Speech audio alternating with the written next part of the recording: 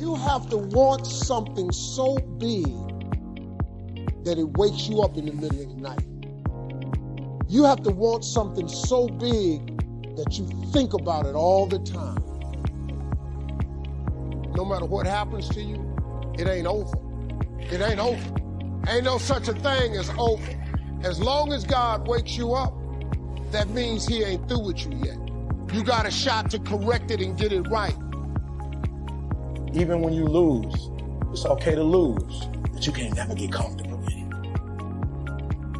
If you complain about not having work-life balance, spend more time on vacationing and your family. It's super simple. Let your actions dictate instead of sitting there and feeling like you're not in control. And why? Because as Malcolm X said, the future belongs to those who prepare for it today. So if you don't put the work in today, if you don't do the unending, back-breaking work of developing yourself into something greater, the world is going to pass you by. The truth is that you are going to suffer. But the way to deal with suffering is accepting that suffering and then recognizing that it is suffering, accepting it, and then letting it sort of have its say, and then moving on. As long as I enjoy what I'm doing, I train hard, I have no regrets, and all I can do is give my best, then it's going to be fine, regardless of the outcome. It's important for me to actually hear criticism sometimes, because I think that's what makes me a better player. And if you're getting up going to work on a job every day that you hate going to, that ain't living, man. You just existed. At one point in time, you ought to see what living's like. But the only way to see what living like, you gotta jump. There are moments when you're going to doubt yourself and say, God, why is this happening to me? I'm just trying to take care of my children and my mother. I'm not trying to steal or rob from anybody. Why did this have to happen to me? For those of you that have experienced some hardships, don't give up on your dream.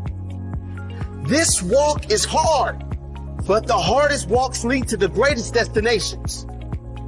The toughest climbs always lead to the best views. It will be worth it in the end.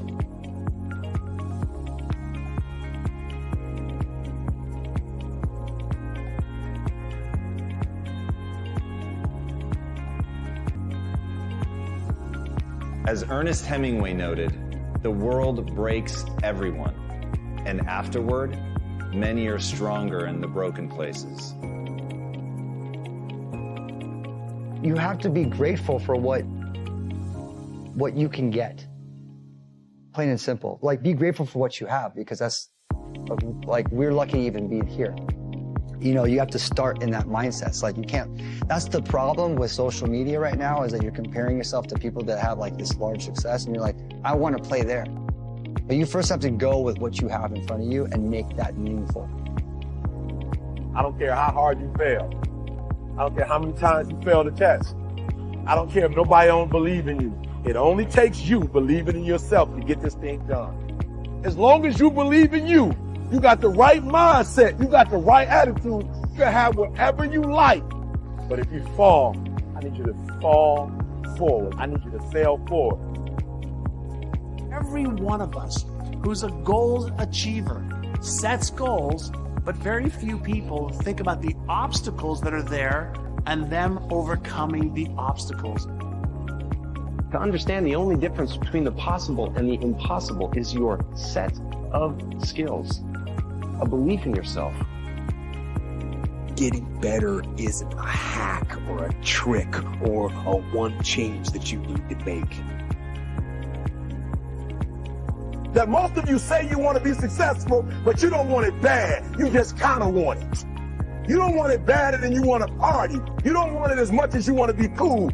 Most of you don't want success as much as you want to sleep. We all have things that we're believing for, dreams that we want to accomplish, problems we're hoping will turn around. Maybe it's to see our family restored, to lose some weight, to break an addiction, to start our own business. But sometimes as it goes on, month after month, even year after year, we don't see anything changing, it's easy to get discouraged and think, it's never going to happen. This is as good as it gets. I'll just learn to live with it. We all go through disappointments, setbacks, loss. Pain is a part of life. It's easy to get discouraged, even bitter. Think, why is this happening to me? But my question is, why isn't everyone? To me, it comes down to the strategies that you use. There really isn't anything objectively good or bad. There isn't anything that happens to you that can't be overcome. There isn't anything that could happen to you. Anything. You can't afford not to be you.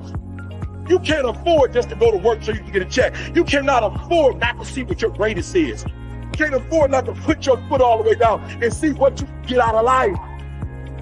You can't afford not to be you. You still in the game, which means if you're in the game and there's still time in the game, still time left in the game, you can still win the game.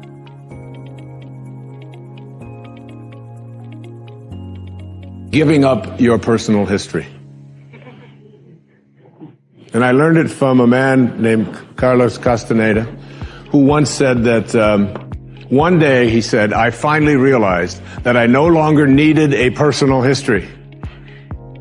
And just like drinking, he said, I gave it up. And that, and only that, has made all the difference in the world.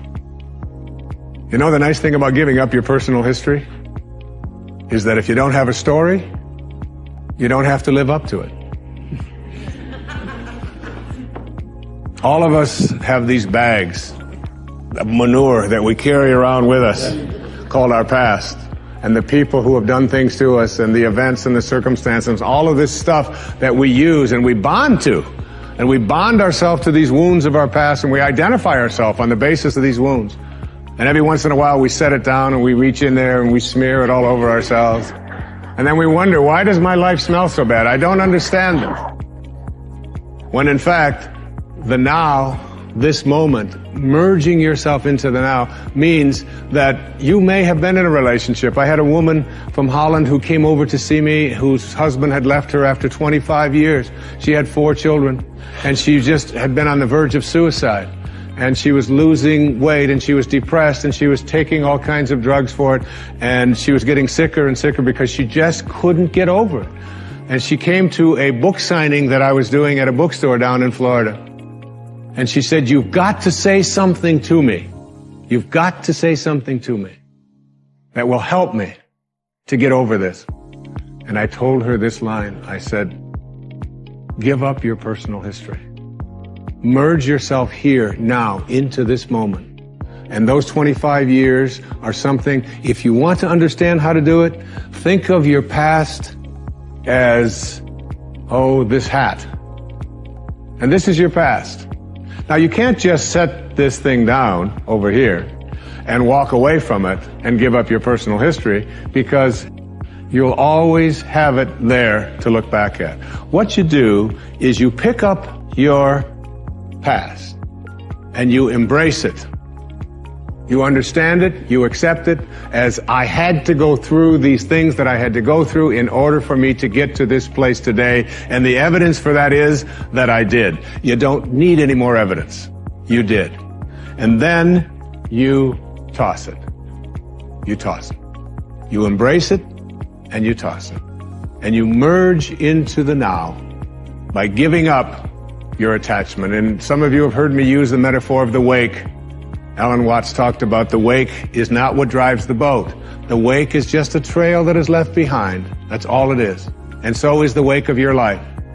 And the wake doesn't make the boat go, and neither does the wake of your life the reason why your life is going in the direction that it is. The wake is a trail that is left behind, and it's an illusion to believe that it is the cause of your suffering or your struggles or your difficulty. Give it up. Let it go. Embrace it, understand it, get help doing that if you must, and then move into the now.